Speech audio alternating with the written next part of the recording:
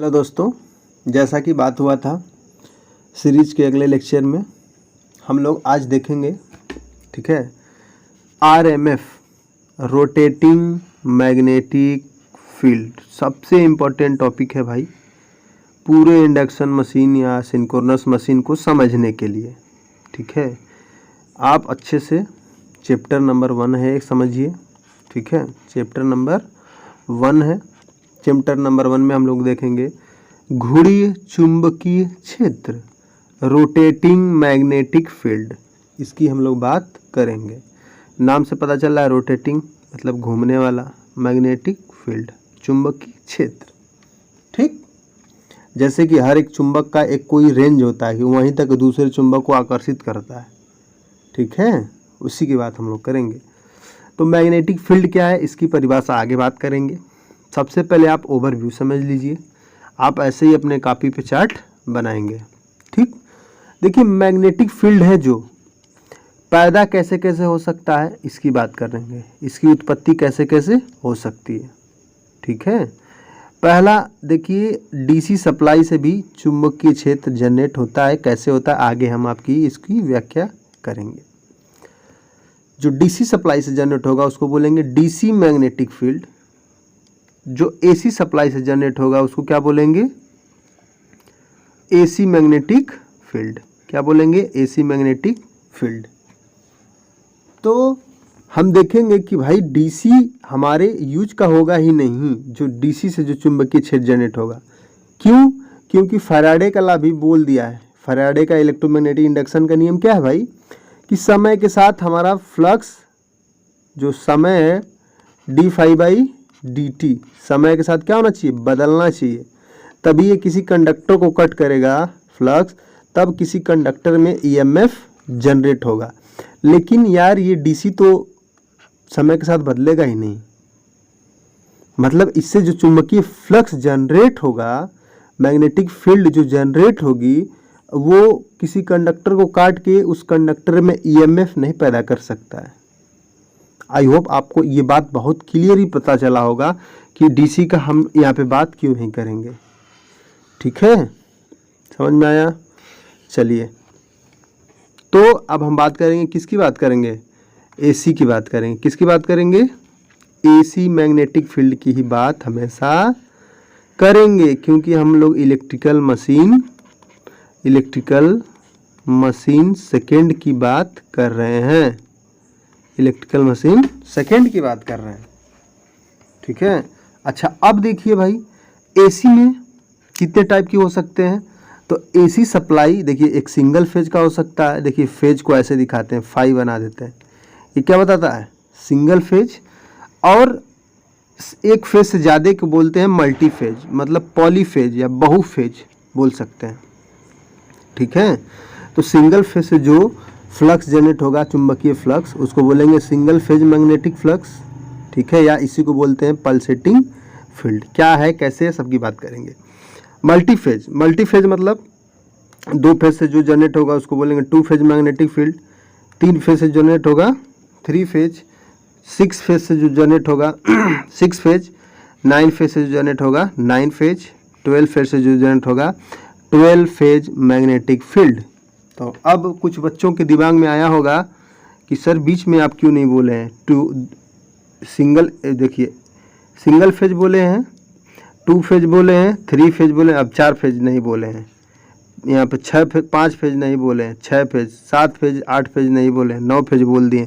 तो देखिए स्टैंडर्ड यही फेजेस हैं जो आपके पूरे इलेक्ट्रिकल डिपार्टमेंट में स्टैंडर्ड नंबर ऑफ फेज यही है। आई होप आप 3 फेज तक सुने होंगे, ठीक है। 3 फेज तक आप सुने होंगे, लेकिन सॉरी नॉलेज के लिए आप समझिए कि ये 6 फेज भी होता है, 9 फेज भी होता है और 12 फेज भी होता है। हालांकि हमको एग्जाम में सिर्फ 3 फेज का पूछता है। किसका पूछता है, 3 फेज का, ठीक है। चलिए आई होप आपको समझ में आया गया होगा। अगली सबसे इम्पोर्टेंट बात करते हैं, यहीं पे आपको बता दें। सबसे इम्पोर्टेंट बात यहीं पे हम बात करते हैं कि जो आपका डीसी था, तो डीसी का लिमिटेशन क्या था भाई, ये ईएमएफ कट करके नहीं जनरेट कर सकता है, ठीक है। एसी की क्या है, एसी में क्या बात करेंगे, तो एसी जो था सिंगल फेज का यूज भी क्यों नहीं करते हैं भाई मोटर बनाने में। देखिए सिंगल फेज को आप जब सिंगल फेज पढ़ाएंगे तो इसकी बात करेंगे। इसमें आता है डबल रिवॉल्विंग फील्ड थ्योरी, ठीक है। जैसे आपका पंखा सेल्फ स्टार्टेड नहीं होता है, जैसे जैसे कभी आपका पंखा ख़राब हो जाता है तो आप उसको हाथ से या डंडा से पहले स्टार्टिंग में घुमा देंगे तो पंखा ऑटोमेटिक चलने लगता है। ऐसा कैसे हुआ, ठीक है, तो उसी को बोलते हैं सेल्फ स्टार्टेड, बटन दबाते ही चलने लगे। सिंगल फेज में ऐसी क्वालिटी नहीं है। क्वालिटी नहीं है मतलब कि यही बताता है, कैसे बताता है अभी आप आगे बात करेंगे। सॉरी, मल्टी फेज में बात करेंगे, 2 फेज 3 फेज, यहीं तक हमको पढ़ना है, 2 फेज और 3 फेज। तो जैसा कि जान रहे हैं कि सिंगल फेज से पल्सेटिंग फील्ड जनरेट होता है, अल्टरनेटिंग पल्सेटिंग फील्ड, ठीक है, ऐसा चुंबकीय फ्लक्स जनरेट होता है, ठीक है। और मल्टी फेज से कैसा जनरेट होता है, रोटेटिंग होता है। कैसा होता है, रोटेटिंग मैग्नेटिक फील्ड जनरेट होता है, ठीक। ये पल्सेटिंग या अल्टरनेटिंग सिंगल फेज से और पॉली फेज से या मल्टी फेज से 2-3 से फेज से रोटेटिंग मैग्नेटिक फील्ड जनरेट होता है, आरएमएफ जनरेट होता है।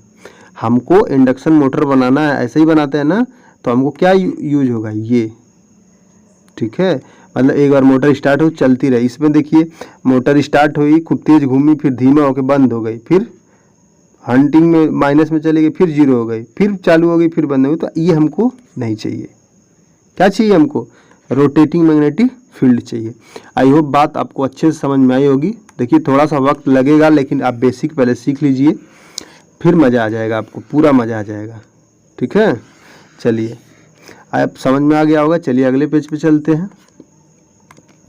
अब देखिए सबसे इम्पोर्टेंट बात कि जो रिजल्टेंट मैग्नेटिक फील्ड होगा, मतलब परिणामी चुंबकीय क्षेत्र, कितना उसकी मात्रा होगा, उसके बारे में यहाँ पे हम बात करेंगे। देखिए जो सिंगल फेज होता है, ठीक है, जो सिंगल फेज होगा, आप ध्यान से देखिए, जो सिंगल फेज होगा, सिंगल फेज में जो रिजल्टेंट होता है मतलब परिणामी, सिंगल फेज में चुंबकीय फील्ड की मात्रा कितनी होती है, देखिए इतनी होती है। बोल सकते हैं कि सिंगल फेज में फाई आर इक्वल टू होता है 1/2 फाई एम। इसका कहने का मतलब क्या है कि भाई जो मैक्सिमम फ्लक्स है उसका आधा ही रिजल्टेंट फ्लक्स है जो हमारे काम का आएगा, ठीक है। इस 1/2 मतलब का 0.5 फाई एम, क्या बोल सकते हैं 0.5 फाई एम, ठीक। इसका कहने का मतलब ये है। सिंगल फेज में फेज एंगल क्या होगा भाई, एक ही फेज होगा ना, एक ही फेज होगा सिंगल फेज, तो इसमें कोई कोण की बातें नहीं हो रहा है, एंगल की बातें नहीं हो रहा है, कोण की बातें नहीं हो रही, इसलिए क्या लिखे हैं, इलेक्ट्रिकल एंगल। ये देखिए थीटा लिखे हैं, थीटा इलेक्ट्रिकल मतलब इलेक्ट्रिकल एंगल, इसकी भी बात हम आगे अभी करेंगे। आई होप आपको ये देखिए नॉलेज के लिए, आपके लिए, ठीक है। आपको बहुत से इससे क्वेश्चन पूछे जाते हैं आगे, आपके नॉलेज के लिए। आप चाहे तो इसको स्किप भी कर सकते हैं, लेकिन हमारे कहने से देख लीजिए। दूसरा 2 फेज से भाई देखो, 2 फेज से क्या होता है, रिजल्टेंट फाई एम मिलता है। कहने का मतलब क्या हुआ, 2 फेज में फाई आर इक्वल टू क्या होता है, phi M. Phi R equal to क्या होता है, फाई एम, ठीक है। 2 फेज में फाई आर इक्वल टू क्या होता है, फाई एम। इसका मतलब क्या कि आपको मैक्सिमम फ्लक्स रिजल्टेंट फ्लक्स के बराबर मिलेगा। समझ में आया। जैसे चालू कर दिए तो मोटर शांति से चलने लगा, लेकिन मोटर पर लोड देंगे तो मोटर बैठने के कगार पे आ जाएगा, बंद हो जाएगा, क्योंकि बराबर है। यही 3 फेज की बात करेंगे, 3 फेज की बात करेंगे तो देखिए 3 फेज में क्या होगा, 1.5 गुना मिलता है रिजल्टेंट फ्लक्स, क्या मिलता है, मैक्सिमम फ्लक्स के 1.5 गुना मिलता है। और इसका एंगल कितना होता है, 120 डिग्री। 2 फेज में कितना होता है, 180 डिग्री। ऐसे 6 फेज में 60 डिग्री एंगल रखते हैं, 9 फेज में 40 डिग्री, 12 फेज में 30 डिग्री। तो आपको आप बार बार बता रहे हैं कि आपको 3 फेज तक पढ़ना है, ठीक। अच्छा हम कैसे पता कर पाएंगे कि सर 0 एंगल होगा, 180 एंगल, 120 एंगल, तो आइए इसकी बात हम लोग आगे करते हैं। आप देखिए इस चार्ट को अच्छे से आप क्या करेंगे, बनाएंगे, बना के इसको एक बार याद कर लेंगे, ठीक है। चलिए आगे चलते हैं। तो थीटा थीटा ई मतलब होता है इलेक्ट्रिकल एंगल। क्या होता है, इलेक्ट्रिकल एंगल, थीटा एम मतलब मैकेनिकल एंगल, मैकेनिकल एंगल। अच्छा, दोनों में रिलेशंस क्या है आप देख लीजिए। थीटा इलेक्ट्रिकल वेलोसिटी 360 डिग्री बटा के नंबर ऑफ फेज, कितने फेज हैं। तो अगर हम बोले कि भाई आपके पास 3 फेज है, 360 बटा में 3 फेज की बनाना है, तो 3 फेज 12 36, तो कितना डिग्री इलेक्ट्रिकली रखेंगे, 120 डिग्री। मतलब कि आप 3 वाइंडिंग लेंगे, जब 3 वाइंडिंग, तो इससे 120 डिग्री मापेंगे तो अगला वाइंडिंग रखेंगे, फिर इससे 120 डिग्री मापेंगे तो अगला वाइंडिंग रखेंगे। कैसे पता चला, इसी से पता चला हमको। समझ में आया, कोई दिक्कत? आई होप आपको दिक्कत नहीं हुआ होगा। अगर हम बोलें भाई कि 2 फेज है, क्या बोलें कि हमारा सप्लाई या नंबर ऑफ फेजों की संख्या कितनी है, 2 फेज है, तो क्या 2 फेज है मतलब क्या कि थीटा इलेक्ट्रिकल कितना होगा, 360 बटा के 2, मतलब कि कितना होगा, 18 दूनी 36, मतलब 180 डिग्री। मतलब कि एक फेज ये लेंगे और एक फेज ये लेंगे, 180 हुआ, 2 फेज में नहीं हुआ। तो ये अपवाद है, देखिए ये आपको बताना था, ये अपवाद है। इसको आप कितना याद रखेंगे, 90 डिग्री। कितना याद रख के चलेंगे, 90 डिग्री। इसके बाद आप जो भी लेंगे 3 फेज से लेके 12 फेज तक सब पे लागू होगा।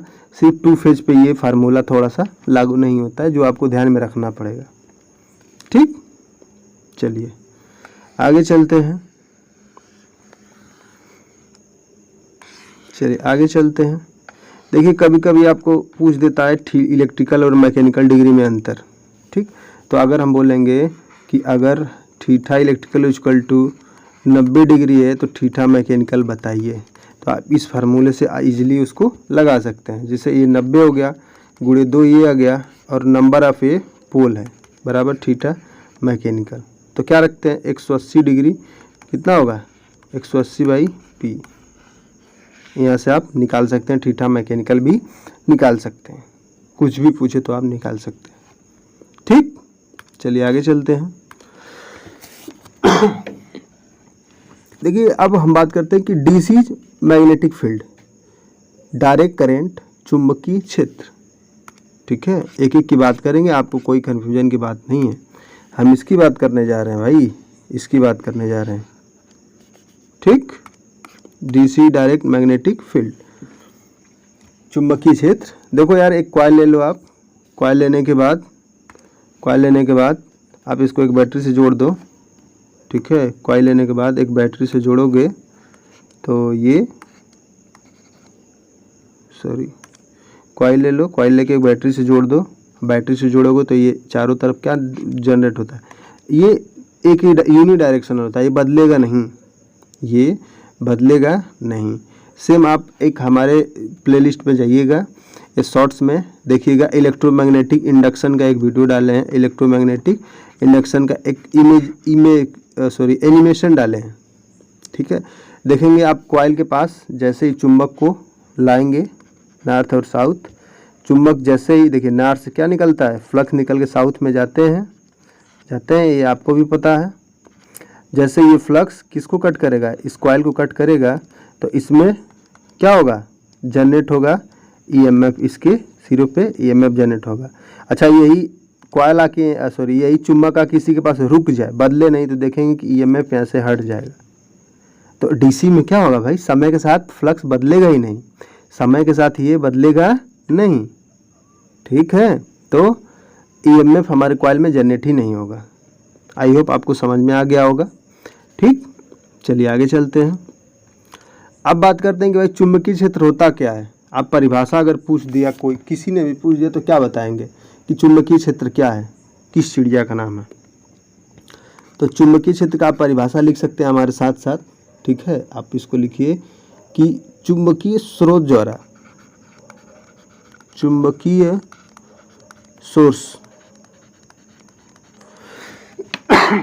सोर्स मतलब वही सोर्स, स्रोत, समझते हैं ना, इतना तो आप समझते हैं। चुंबकीय सोर्स द्वारा उत्पन्न उत्पन्न चुंबकीय बल रेखाएं, चुंबकीय बल रेखाओं, चुंबकीय बल रेखाओं को चुंबकीय क्षेत्र कहते हैं। ठीक है, चुंबकीय सोर्स द्वारा उत्पन्न चुंबकीय बल रेखाओं को चुंबकीय सोर्स कहते हैं।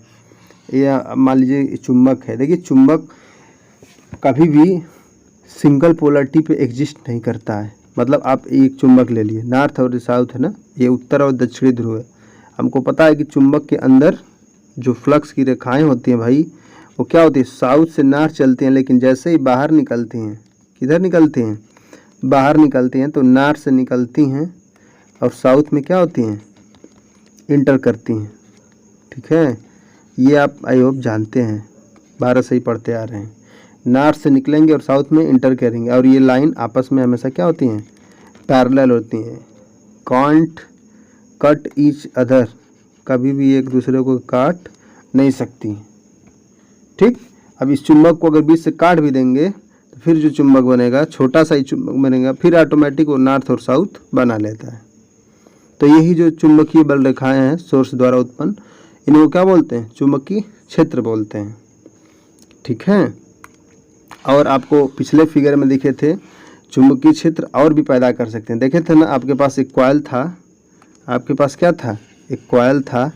कॉइल को आप जब किसी बैटरी से जोड़ दिए थे, जोड़े थे ना, ये प्लस था ये माइनस था, बैटरी से जोड़ दिए थे, तो देखे थे क्या क्या देखे थे भाई हम, कि इसके चारों तरफ ये क्या जनरेट हो गया है, चुंबकीय क्षेत्र जनरेट हो गया था, हुआ था ना।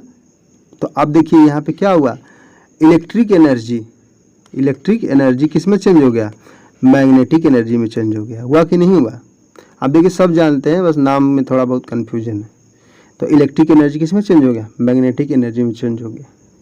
मैग्नेटिक एनर्जी मतलब चुंबकीय फील्ड जनरेट हो गया। आई होप आपको समझ में आ गया। ठीक, आगे चलते हैं। सबसे इम्पोर्टेंट बात, अब देखिए प्रत्यावर्ती चुंबकीय क्षेत्र, अल्टरनेटिंग मैग्नेटिक फील्ड, जिसको पल्सेटिंग भी बोल सकते हैं। ठीक है, जिसको क्या बोल सकते हैं, पल्सेटिंग भी बोल सकते हैं। अब इसकी बात कर रहे हैं ना, किसकी बात कर रहे हैं, इसकी बात कर रहे हैं, इसकी एसी मैग्नेटिक फील्ड। ठीक है, किसकी बात कर रहे हैं, एसी मैग्नेटिक फील्ड। ठीक, चलिए आगे चलते हैं। चलिए, अब ये क्या बोलता है भाई, ये बोलता है कि देखिए वेरिएबल मैग्नीट्यूड का वह चुंबकीय क्षेत्र। भाई जब एसी आप देंगे, देखिए यार देखो, जब एसी आप दोगे तो ये क्या होगा, वेरी कर रहा है कि नहीं कर रहा है, क्या इसको क्या दिखाता है, ये आयाम दिखाता है। ये क्या दिखाता है, इधर आयाम दिखाता है ना, जिसको ए से दिखाते हैं स्मॉल। यहाँ पे आयाम देखिए पॉजिटिव ए है, यहाँ पे क्या है, निगेटिव ए है कि नहीं है, आयाम दिखाता है ना। तो इसीलिए बोलते हैं इससे जो चुंबकीय क्षेत्र जनरेट होगा उसकी परिभाषा क्या बोलेंगे, क्या बोलेंगे, साथ साथ लिखते चलिए कि वेरिएबल मैग्नीट्यूड मतलब कि परिवर्तनीय, देखिए हिंदी में आपको चाहिए इसीलिए थोड़ा सा, परिवर्तनीय परिमाप। ठीक है, इंग्लिश में लिख सकते हैं variable magnitude,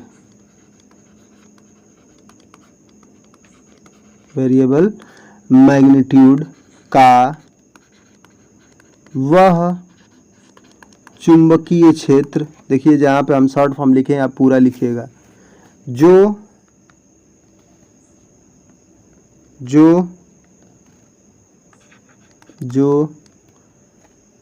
single phase supply द्वारा उत्पन्न होता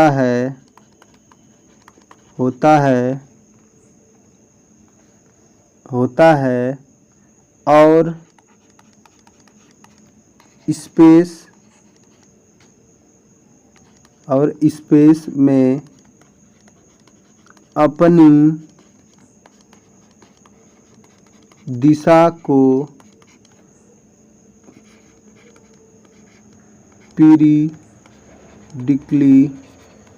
पीरियोडिकली समझ सकते हैं, समावधि के अनुसार बोलते हैं, बदलता रहता है, बदलता, इधर लिख देते हैं, बदलता रहता है एसी मैग्नेटिक फील्ड कहलाता है, इसे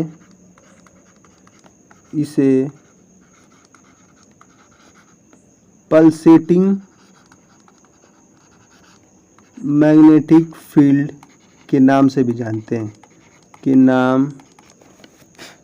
नाम से भी जानते हैं। ठीक है, समझ में आ गया आपको। तो अल्टरनेटिंग मैग्नेटिक फील्ड भाई देखो सिंगल फेज से जनरेट होगा। ठीक है, अब अगर सिंगल फेज से ऊपर चले जाएंगे हम लोग, 2 फेज 3 फेज से जब जाएंगे तो ये अब रोटेटिंग अल्टरनेटिंग ना होकर क्या हो जाएगा, रोटेटिंग हो जाएगा। क्या हो जाएगा, रोटेटिंग हो जाएगा। सबसे इम्पोर्टेंट बात कि आपके एग्जाम में क्या पूछेगा, यही पूछेगा कि बताओ बाबू रोटेटिंग मैग्नेटिक फील्ड क्या है। ठीक है, इसका डिफिनीशन आप एकदम ज़बरदस्त लिखेंगे। ठीक है, एकदम जैसे कभी भी गलत ना हो। तो बोलेंगे कि स्थिर, ठीक है, देखिए ये बढ़ता घटता नहीं है भाई, स्थिर परिमाण,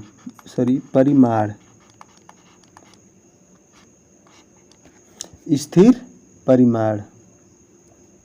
ठीक है, स्थिर परिमाण मतलब कि कांस्टेंट मैग्नीट्यूड, इसको क्या बोल सकते हैं इंग्लिश में, कांस्टेंट मैग्नीट्यूड का वह चुंबकीय क्षेत्र, ठीक है, जो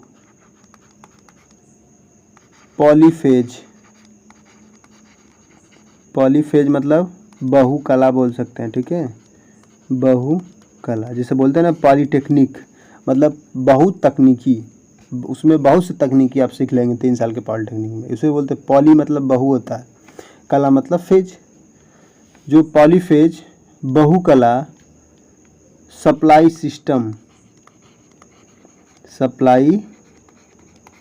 सिस्टम द्वारा उत्पन्न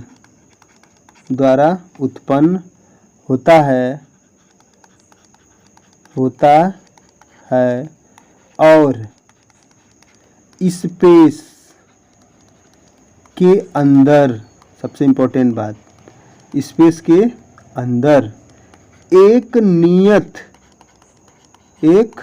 नियत दिशा मतलब फिक्स डायरेक्शन में, सबसे इम्पोर्टेंट बात, नियत दिशा में तुल्यकाली गति, क्या बोलते हैं, तुल्यकाली गति, सबसे इम्पोर्टेंट बात। ये देखिए एग्जाम में बार बार परिभाषा पूछा जाएगा, इसको आप ऐसे ही लिखना है, तुल्यकाली गति, ये एकदम इम्पोर्टेंट है, इसको एकदम MMIMP, जब छोटे बच्चे थे हम लोग कैसे बोलते हैं, मोस्ट इम्पोर्टेंट है, वही है। सिंक्रोनस स्पीड, क्या बोलते हैं,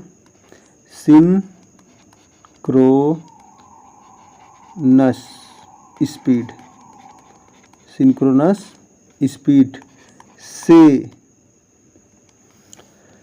घूर्णन करता है भाई, घूर्णन करता है। ठीक है, घूर्णन करता है, RMF कहलाता है, रोटेटिंग मैग्नेटिक फील्ड कहलाता है। ठीक, समझ में आया, कोई दिक्कत होना भी नहीं चाहिए, हो तो आप कमेंट करें, हमको अपना सजेशन ज़रूर दें। अच्छा, सिंक्रोनस स्पीड किसे कहते हैं भाई, तो अभी फ़िलहाल के लिए आप फार्मूला लिख लीजिए। सिंक्रोनस स्पीड देखिए, यस स्पीड दिखा रहा है, एन स्पीड दिखा रहा है, एस सिंक्रोनस को बता रहा है, लिखते हैं 120 F/P। ठीक, किस में लेते हैं बाबू, आरपीएम में, किस में लेते हैं, आरपीएम में। आरपीएम मतलब रोटेटिंग पर मिनट। एफ क्या है हमारा, आवृत्ति है, क्या है, आवृत्ति है। पी क्या है, नंबर ऑफ पोल है, नंबर ऑफ पोल है। आवृत्ति का मात्रक देखिए बार बार आपसे वाइवा में पूछा गया, कोई नहीं बताया था। आवृत्ति का मात्रक हर्ट्ज होता है और यही बार बार पूछा जाएगा। इसको और क्या लिख सकते हैं, तो लिख सकते हैं कि चक्र पर सेकेंड। क्या बोल सकते हैं, चक्र पर, सॉरी यहाँ पे चल नहीं रहा, चक्र पर सेकेंड बोल सकते हैं, ठीक है, साइकिल पर सेकेंड, ठीक, नंबर ऑफ पोल, ठीक है, समझ में आया आपको। तो आरएमएफ का आई होप आपको डिफिनीशन समझ में आ गया होगा, ठीक। तो अब भाई बात करेंगे यार आरएमएफ उत्पन्न कैसे होगा। अब तो सर बोल दिए हैं कि आरएमएफ का डिफिनीशन ये है, अब इसको पैदा कैसे करेंगे, पैदा करना बताइए हमको, ठीक है, एग्जाम में तो यही पूछेगा। तो हम बोल सकते हैं production of rotating magnetic field. मोटी अक्षर से, मोटी पेन से आप क्या करेंगे, एक हेडिंग लिखेंगे, प्रोडक्शन ऑफ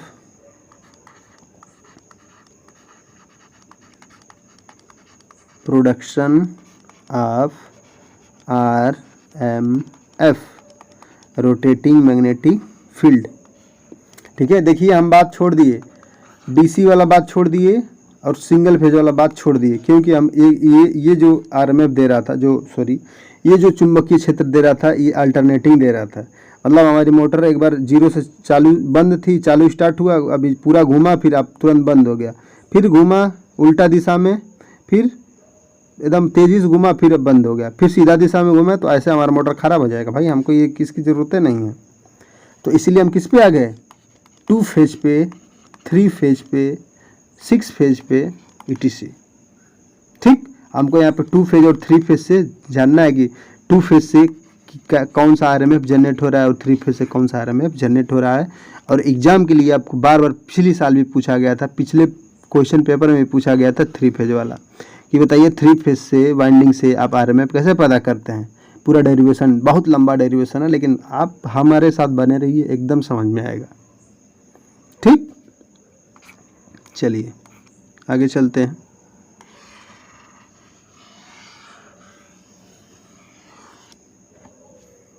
ठीक है, आगे चलते हैं भाई।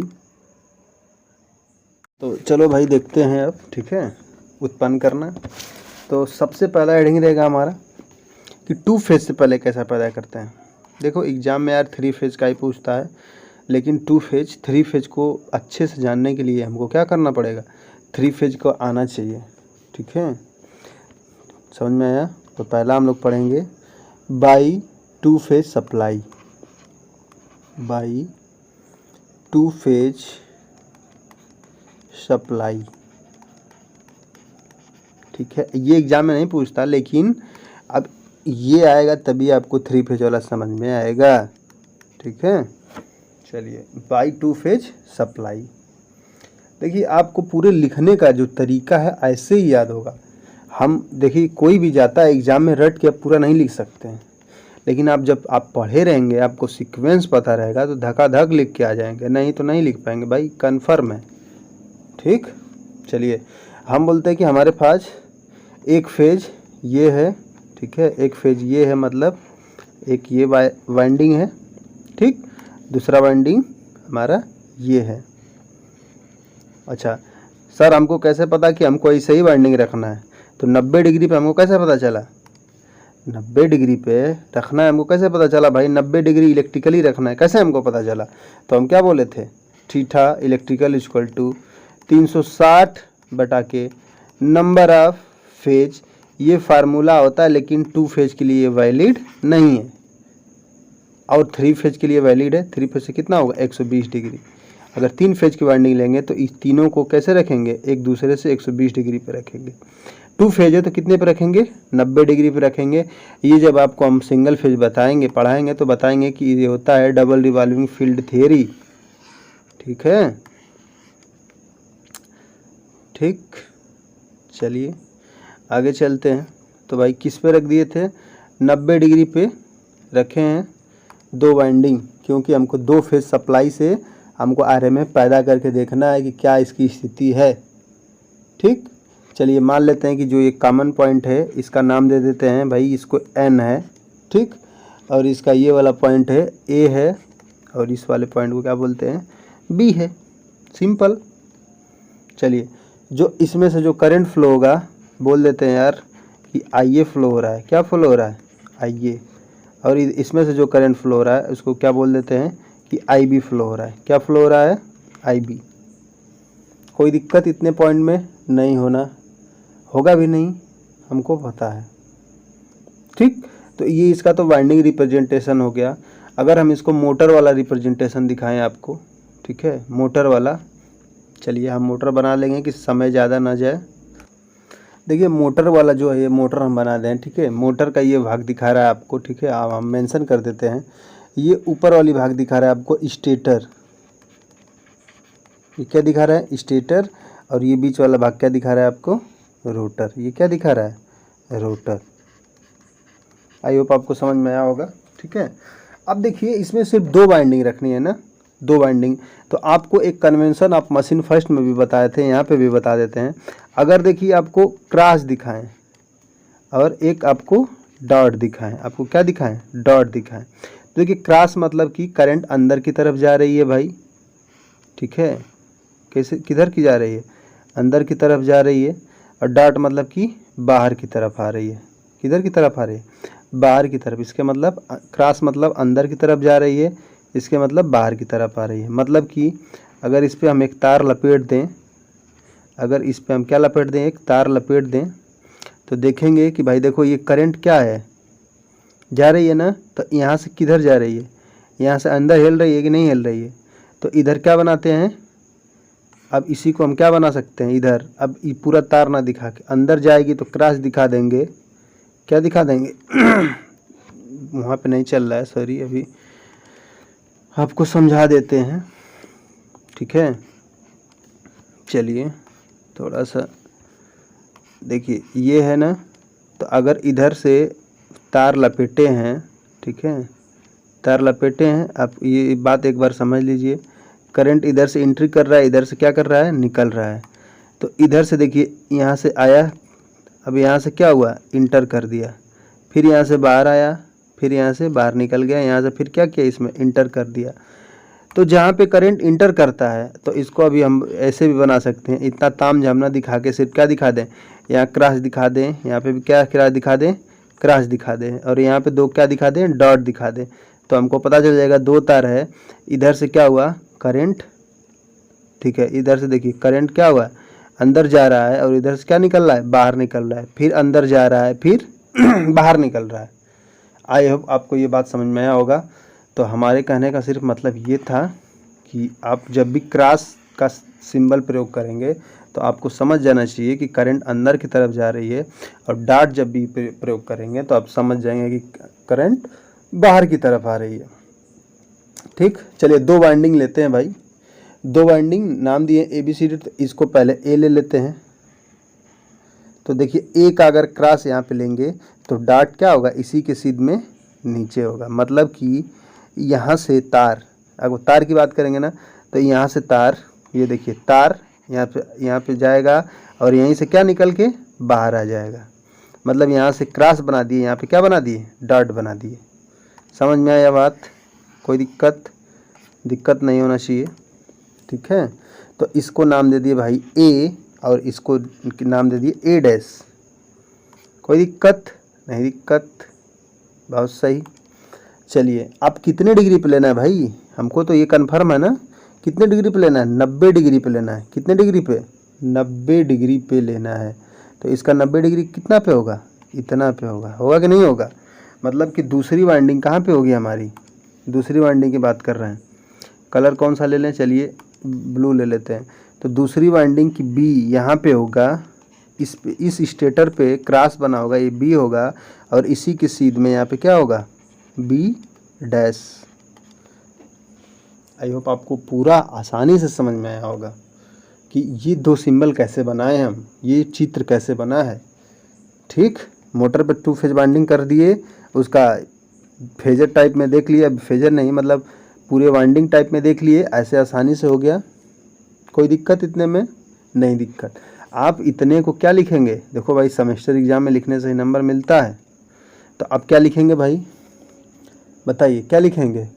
कि माना, यहाँ पे तुरंत लिखेंगे माना, देखिए थोड़ा सा लिखने का टाइटल थोड़ा मोटा है, पतला कर देते हैं।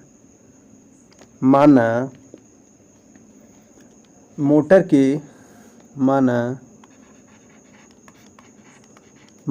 के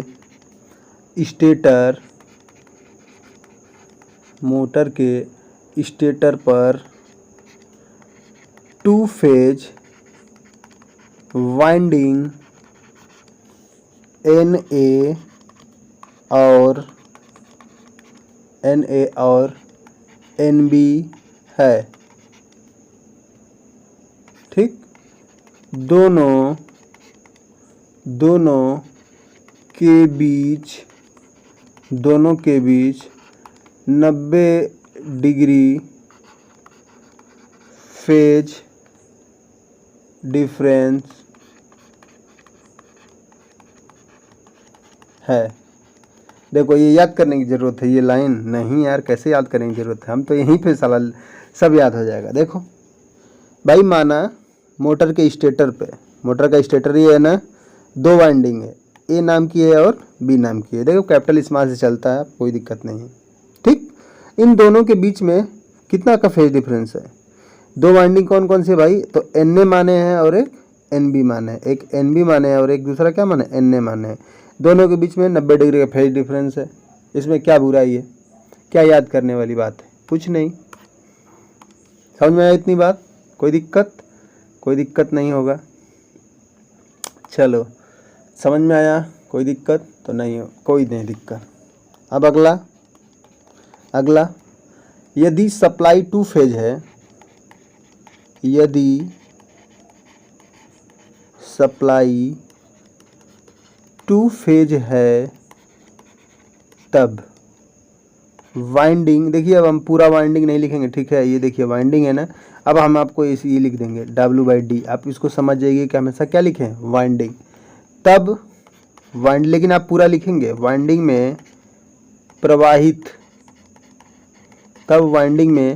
प्रवाहित इंस्टंटेनियस करंट,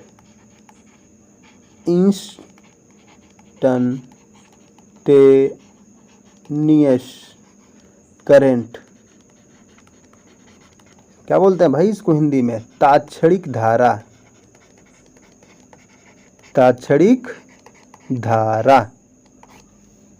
क्या प्रवाहित होगा? तुम्हें बताओ अपने दिमाग से। एक को क्या माने थे हम?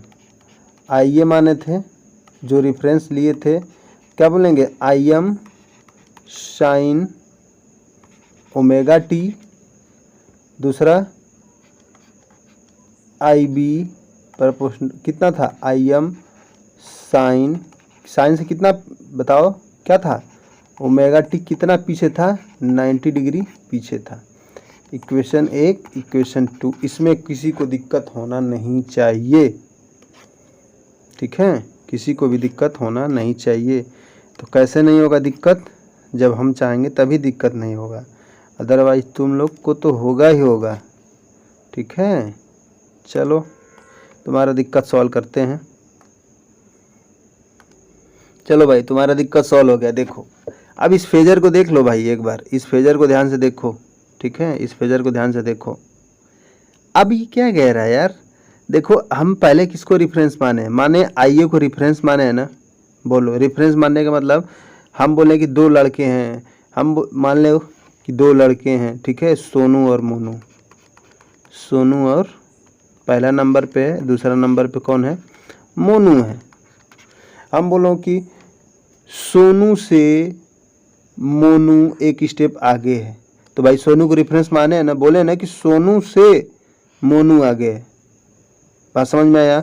या बोल सकते हैं मोनू से सोनू पीछे है, तो यहाँ पे मोनू को रेफरेंस माने हैं।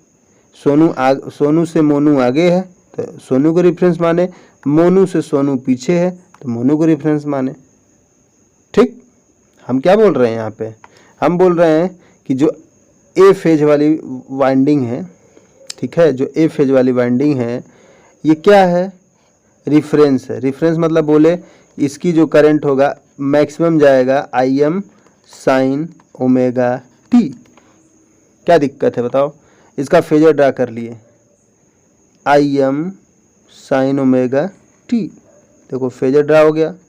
फेजर कैसे ड्रा, 0 से 90, 90 से 180, 180 से 360, कोई दिक्कत नहीं है, होना भी नहीं चाहिए। दूसरा बोले बताओ भाई आई बी क्या है आई ए से, तो तुम बोलोगे अरे सर 90 डिग्री पीछे है, 90 डिग्री क्या है पीछे है, बोलेंगे ना, मतलब कि लैगिंग पे है। 90 डिग्री क्या है लैगिंग पे है, तो इसको हम क्या लिखेंगे, तो आप बोलेंगे सर आई बी बराबर हो जाएगा I am sine omega T. देखिए माइनस 90 डिग्री हो जाएगा सर, कहाँ है भैया, तो लैगिंग है, समझ में आया। लैगिंग मतलब अब देखिए इधर जाते हैं लैगिंग में, लीडिंग में इधर आते हैं, तो अब देखिए ये वेवफॉर्म कहाँ से स्टार्ट होगा, 90 डिग्री से स्टार्ट होगा। कहाँ से स्टार्ट होगा, 90 डिग्री से स्टार्ट होगा, तो कहाँ पे जाएगा 180 पे मैक्सिमम जाएगा, फिर 270 पे आएगा, फिर सेम नीचे जाएगा और 445, और यही बनता है। इधर कहाँ पे जाएगा देखो यहाँ पे, और इधर माइनस में लेके जाओगे तो यहाँ कहाँ से स्टार्ट होगा, -90 से। कहाँ से स्टार्ट होगा भाई, -90 से। आई होप फेजर आपको समझ में आया होगा, जो बहुत ही शानदार है। वीडियो को 2-3 बार देखो यार इस पोर्शन को समझने के लिए कि I am sine omega T कैसे हो गया और I am sine omega T -90 कैसे हो गया। ठीक, समझ में आया, समझ में आया होगा आई होप, कोई दिक्कत वाली बात तो नहीं है, लेकिन अगर हो भी तो आप बता सकते हैं हमको, ठीक है। वैसे तो कोई दिक्कत वाली बात होनी नहीं चाहिए, अगर है तो उसको हम दूर कर देंगे, दवा है उसके पास हमारे पास, ठीक है। चलो आगे बात करते हैं। तो आप आई होप आपको इस फिगर को समझ में आएगा। अच्छे से इस फिगर को बनाना है आपको, कैसे बनाना है, एकदम मस्त अच्छे से। तो इस फिगर को कहाँ पे बनाएंगे, आगे बनाएंगे यहाँ पे। तो आपको अब ये समझ में आ गया ना I am sine omega T कैसे आया है, I am sine omega T कैसे आया है, ये कैसे आया है, और I am sine omega T -90 कैसे आया है। ठीक, तो यहाँ पे फिर से लिख देते हैं। आइए हमको मिला है, क्या मिला है भाई, I am sine omega T, और आई भी मिला है, क्या मिला है, I am sine omega T -90 degree, क्या मिला है -90 डिग्री। मतलब इसको हम क्या लिख सकते हैं, और अलग से क्या लिख सकते हैं बताओ, लिख सकते हैं क्या, साइन,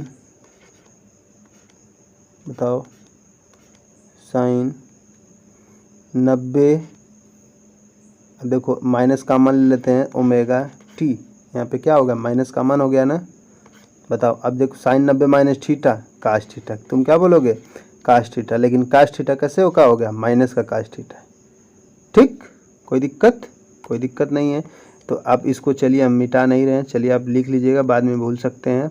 तो अब हम बोल सकते हैं कि आई बी आ गया हमारा, चाहे ये बोल दो I am sine omega T -90, या बोल सकते हैं आई माइनस का आई एम काश थीटा। ठीक, कोई दिक्कत नहीं, ठीक है, कोई दिक्कत नहीं आपको होना चाहिए। ठीक, चलिए तो हम क्या जानते हैं भाई, हम जानते ये हैं कि जो करंट होता है, करंट के वजह से ही हमारा जो फ्लक्स होता है, क्या बोले हैं, जो फ्लक्स होता है कैसे पैदा होता है, करंट के वजह से ही पैदा होता है। ठीक है, तो ये प्रोपोर्शनल होता है, तो हम क्या लिख सकते हैं, बताइए।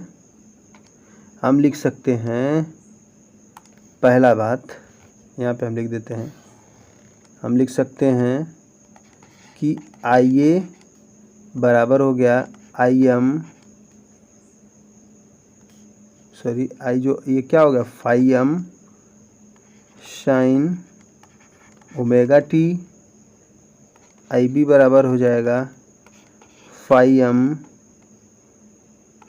कास ओमेगा टी माइनस का, दोनों आप लिख सकते हैं। मतलब आई जहाँ जहाँ है वहाँ पे क्या बदल दीजिए, 5 बदल दीजिए, यहाँ पे 5 बदल दीजिए और यहाँ पे 5 बदल दीजिए।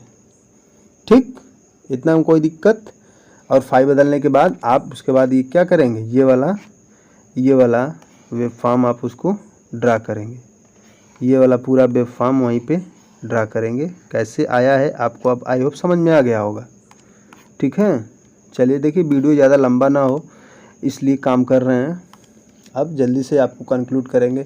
अच्छा, फेजर ड्रा करना है तो क्या कर सकते हैं। फेजर ड्रा करने के लिए अगर बोलें कि फेजर ड्रा करिए, फेजर ड्रा करिए भाई, तो फेजर ड्रा कितना आसानी है यार। ये आई 5 हो गया सर हमारा, और ये क्या हो गया 5 हो गया। और सर जो यहाँ पे एन बनाए थे आप, जो 90 डिग्री था, करंट को बदल दिए आप फ्लक्स में, तो जो यही जो मिलाएगा यही क्या होगा हमारा रिजल्टेंट आएगा, परिणामी आएगा। यही जो आएगा परिणामी आएगा। ठीक है, तो सर अब बताइए कि हमको परिणामी कैसे प्राप्त होगा, परिणामी हम कैसे फाइंड कर पाएंगे, फाई आर कितना आया है हमको ये कैसे पता चलेगा। ठीक, तो उसी को फाइंड करने के लिए आपके पास एक फार्मूला है। तो आप नया हेडिंग लिखेंगे, क्या लिखेंगे कि रिजल्टेंट मैग्नेटिक फील्ड, इसमें resultant magnetic field, resultant magnetic field, sorry टेढ़ा हो गया है थोड़ा सा, रिजल्टेंट मैग्नेटिक फील्ड। ठीक है, तो इसका फार्मूला क्या होता है निकालने के लिए, फाई आर इक्वल टू होगा अंडर रूट। ठीक है, थोड़ा सा अब हम ऐसे हो जाएं तो ये जो तिरछा जा रहा है ना, तिरछा नहीं जाएगा, क्या होगा भाई, अरे तिरछा चला जा रहा है यार, चलिए अब नहीं जाएगा। ये होगा, क्या होगा भाई, तो ये होगा आपका फाई ए स्क्वायर। ठीक है, phi A square plus phi B square plus 2 phi A phi B cos theta, cos theta. यही फार्मूला हमारा होता है रिजल्टेंट निकालने के लिए इसका। ठीक, समझ में आया, कोई दिक्कत, कोई दिक्कत नहीं। तो आप क्या लिख सकते हैं बताइए, आप क्या लिख सकते हैं, फाई ए क्या था हमारा, phi M sine omega T था, इसका स्क्वायर प्लस फाई बी कितना था, माइनस का phi M cos omega T का होल स्क्वायर प्लस 2 यही सेम होगा ना, यही सेम होगा, इन दोनों यही दोनों सेम हो गया। तो चलिए हम यहाँ पे ऐसे लिख देते हैं, आप समझ जाइएगा, आप पूरा लिख लीजिएगा। और कास 90 डिग्री, थीटा कितना था 90 डिग्री था ना। चलिए कैसे लिखे हैं आप देखिए पता चलेगा। ये आपका कितना आया था, देखिए थीटा 90 डिग्री है कि नहीं है, थीटा कितना है 90 डिग्री है। फाई ए बराबर क्या था बताइए, phi M sine omega T था, फाई बी बराबर क्या था, माइनस का phi M cos omega T था, यही था। इसी की जगह पर रखेंगे। तो सबसे बड़ी बात इसको हम इसलिए नहीं लिखेंगे, हम जानते हैं कास 90 का मान कितना होता है भाई, 0 होता है। कितना होता है, 0 होता है। तो ये टर्म ऑलरेडी क्या हो जाएगा, 0 हो जाएगा। सिर्फ बचेगा क्या, फाई एम का स्क्वायर साइन ओमेगा टी का होल स्क्वायर, ये बचेगा ना, प्लस अब देखिए माइनस माइनस तो ये भी क्या होगा प्लस हो जाएगा, फाई एम का स्क्वायर कास ओमेगा टी का होल स्क्वायर, ये क्या होंगे अंडर रूट में होंगे। अब देखिए क्या होगा, इसमें से क्या कॉमन ले सकते हैं बताइए, क्या कॉमन ले सकते हैं, फाई एम स्क्वायर कॉमन ले सकते हैं ना, कॉमन ले लीजिए, क्या आएगा sine square omega T plus cos square omega T, इसका मान कितना होगा 1 होता है ना। तो क्या होगा, सिर्फ बचेगा फाई एम, मतलब क्या बन के आ गया आपका phi R equal to phi M, किसके लिए, 2 फेज के लिए, किसके लिए? टू फेज से देखिए, टू फेज सप्लाई से हमारा क्या निकल के आया कि यार जो हमारा परिणामी जो मात्रा आएगा वो मैक्सिमम फ्लक्स के ही बराबर होगा। क्या होगा? मैक्सिमम फ्लक्स के ही बराबर होगा। ठीक, समझ में आया? यही बात हम पहले ही आपको चार्ट में लिखवाए थे, तो अब समझ में आया ना कैसे कैसे आ रहा है? तो ऐसे ही आ रहा है। ठीक है, तो अब हम क्या लिखेंगे? नोट। क्या बोलेंगे? नोट। क्या नोट भाई? जो ये फाई आर बराबर फाई एम आया था, इसी के बारे में बोल देंगे। नोट लिखेंगे कि टू फेज सप्लाई से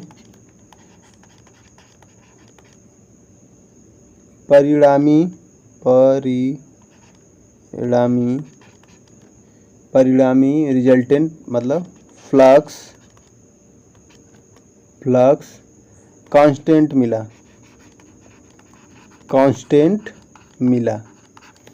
जो समय के साथ परिवर्तित नहीं हो रहा, ठीक है, तथा सिंक्रोनस स्पीड से घूमेगा। ठीक है सॉरी। तो यही आपका हिस्ट्री था कि टू फेज से आरएमएफ कैसा जनरेट हुआ। तो भाई कांस्टेंट मैग्नीट्यूड का जनरेट हुआ, जो रिजल्टेंट था उसी के बराबर है। अब देखेंगे कि क्या थ्री फेज से कुछ फ़ायदा है। थ्री फेज देने से क्या फ़ायदा है? तो आप जब थ्री फेज का देखेंगे तो आएगा phi R equal to 1.5 time कितना आएगा? मैक्सिमम फ्लक्स से। तो इसीलिए हम थ्री फेज सप्लाई से स्टार्ट कर देंगे, 1.5 गुना होता है ना। ठीक, तो आई होप इस लेक्चर में यहीं तक। लेक्चर बहुत लंबा हो जाएगा, हो भी गया एक नियर अबाउट 40-50 मिनट का। तो चलिए, तब तक के लिए टेक केयर। ठीक है, आप अपना ध्यान रखिए और अपने सजेशंस कमेंट में दीजिए।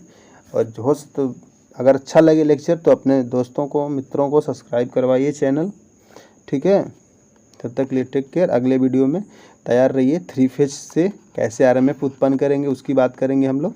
ठीक है, और जो एग्ज़ाम में हमेशा यही पूछा जाता है, लेकिन इसको आना ज़रूरी है भाई। ये आएगा तभी आपको थ्री फेज आएगा।